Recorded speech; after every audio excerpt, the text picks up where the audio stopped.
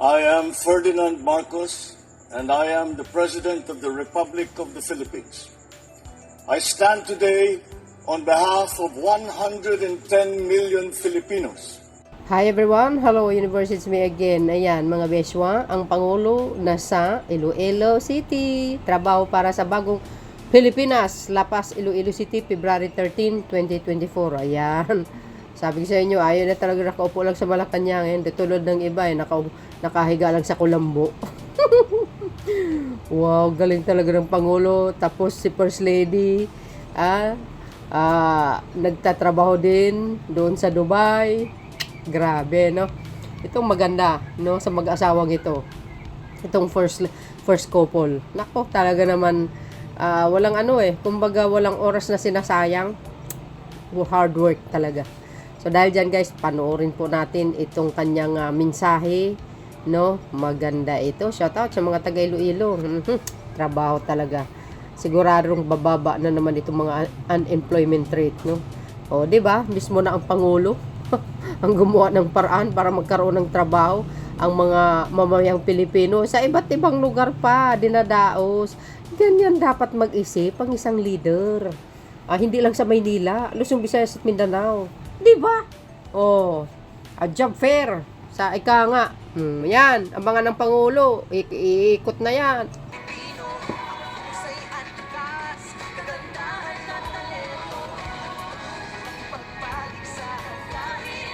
Malaki natin sa mundo at ipamalas ang bagong Pilipino at bagong Pilipinas.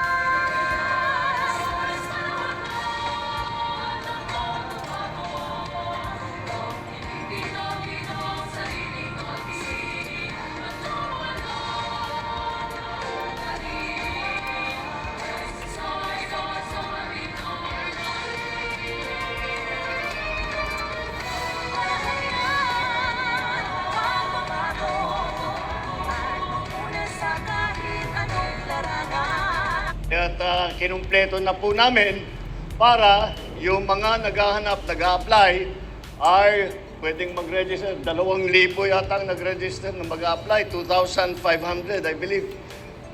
Mga ganun ang So sana naman, good luck sa inyong lahat at makahanap kayo ng trabaho. Hindi lamang at nandyan po ang mga employer natin na malaki din, 2,000 rin ang hinahanap nilang pwesto para sa ating mga aplikante. Kaya palagay ko, may maganda ang pag-asa na makahanap ng trabaho ang mga nag-apply sa atin ngayon. At kasama na rin po dyan yung tinatawag na matching. Dahil po kuminsan ang nagiging problema sa naghahanap ng trabaho, yung kakayahan ng tao ay hindi bagay dun sa trabaho na ina-applyan nila. Kaya tinutulungan namin sila para naman babagay dun sa kanilang kakayahan, sa yung kanilang itinatawag na skill set na mapupunta sila sa tamang trabaho. Wow. Dito naman po, andito ang payout natin para sa ating mga beneficiaries ng DSWD. At ito po ay ang tulong ng pamahalaan sa lahat ng mga kababayan natin. Hindi lang po namin ginagawa rito, kung hindi sa buong Pilipinas. Ito po ay ginagawa namin dahil alam naman po natin na mahirap po ang buhay ngayon at marami tayong pangangailangan.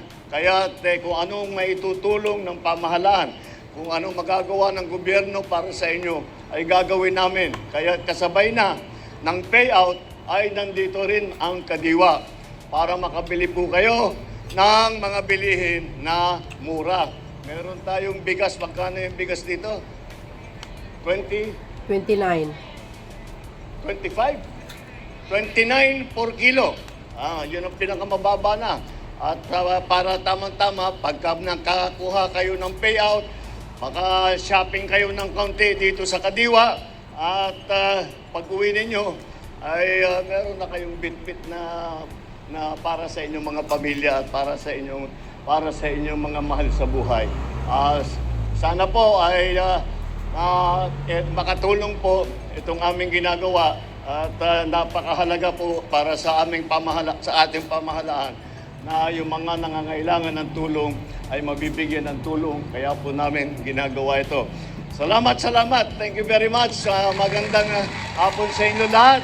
Good luck po sa inyo lahat. Sana, kagaya ng aking nabanggit, sana patuloy, patuloy, wag nyo asipin po ninyo na lagi ang pamahalaan po ninyo ay laging nandito at nakikinig sa inyong mga hinain, sa inyong mga pangangailangan at gagawin po namin ang lahat upang tumulong. Good afternoon po. Maraming salamat. Maraming salamat po, mahal na Pangulo, sa tulong at suporta na inyong ipinagkaloob sa ating mga Corpis. So yun guys, napanood nyo yung sinabi ng Pangulo. Oh, saan kayo makakita ng klaseng ganyang Pangulo? Oh, di ba? Yung ultimo ni Digong, hindi niya kayang gawin yan. Ha? Bakit? Yung siya yung mismong mangunguna para mabigyan ng trabaho yung mga mamayang Pilipino sa bawat region. Wala si Digong ganyan. Ayan, si Pangulong Marcos Jr. ang mayroon lang ganyan. Oh, pumunta lang siya doon para lang talaga para pangunahan itong job fair na ito. Alam niyo sa ugali ni Pangulong Marcos Jr., yung style niya. Kinakausap niya yung mga kumpanya. Mag-hire kayo ng mga job fair para dito sa mga jobless na mga ibang Pilipino para magkaroon ng trabaho sa bawat lugar, hindi sa Maynila lahat. O yan nga sa Iloilo eh. O, saan kayo makakita ganyang klaseng Pangulo? Tapos puro parinira kayo, puro sabi wik-wikin nyo yung mukha nyo. Hindi nyo nga mabigyan ng trabaho yung sangkatirang Pilipino na nangailangan ng trabaho eh. O yan saan kayo makakita ng ganyang klaseng Pangulo? Siya na mismo ang naghanap. Kinausap lahat ng mga kumpanya. Mag-hire kayo. Oh, you see? Kaya nga yung job street na sinasabi niya eh. Oh, pati yung mga porpes, ayan, nakatanggap na. Ito, guys Oh.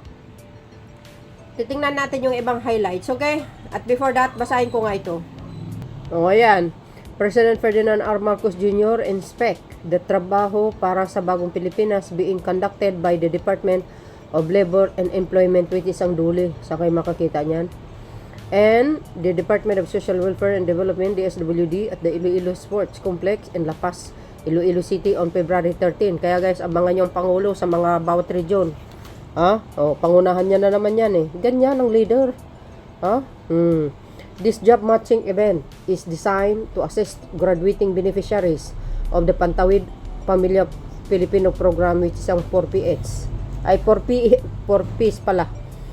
Transition from government aid to self-sufficiency and financial independence by offering a wider range of jobs and pre-employment assistance. Alam nyo guys, dito talaga ako humahanga sa kanya. Sa totoo lang. Hindi from Marcos ako. Hindi yun eh. Hindi doon ang basihan. Ang basihan ko dito yung performance niya, yung galing niya ba? O, diba? Another highlights of the event is the kadiwa ng Pangulo by the Department of Agriculture, DA, that sells basic commodities and agricultural products at affordable prices, giving the Filipino people access to essential goods at lower cost. Woo, di ba? O, pwede na kayo bumili doon. Murang mga bilihin, 29 per kilong bigas. O, di ba? Ito po guys ang isang highlight ng pagtanggap ng mga 4Ps dyan sa Iloilo. Nakita nyo yan? O, mga yan guys mga beneficiaries ng mga 4Ps sa Iloilo yan, day. Shout out sa mga taga Iloilo. O, di ba? O, through DSWD. Isa sa pinaka-highlights yung payout ng mga 4Ps. Diyan sa Iloilo yan. O, masaya na po kayo. Hindi po yung puro batikos. O, magpasalamat kayo dahil mayroon tayong Pangulong may maunawain, may malasakit. O, dahil dito guys, ito pa yung ibang highlights. Okay? You see? Oh, shout out sa mga taga Iloilo. Ayan oh. Oh, wow, social. Oh, di ba guys? Saan kayo makakita niyan? Basahin nga natin. Look, 4Ps beneficiary who are recipients of the trabaho sa bagong Pilipinas receive their financial aid through the assistance to individuals in crisis situation, which is ang AX. The payouts are being supervised by Ardo, Catherine Joy Lamprea, and Arda Husilito Estimar. Sabi po guys ng DSWD, Visayas, ayan o. Sabi sa inyo, dyan po yan sa Iloilo City. Oh. Wow, mapapasana all ka talaga, ano? So yun mga beswa, ang pinaka-latest updates videos ko sa inyo. Maraming salamat sa inyong watching. Ayan, patuloy tayo nakatutok sa mga magagandang programa at ang mga magandang mga proyekto ng Marcos administration. Okay, see you again on my next upload videos mga beswa. Bye bye bye and babush. God bless Philippines.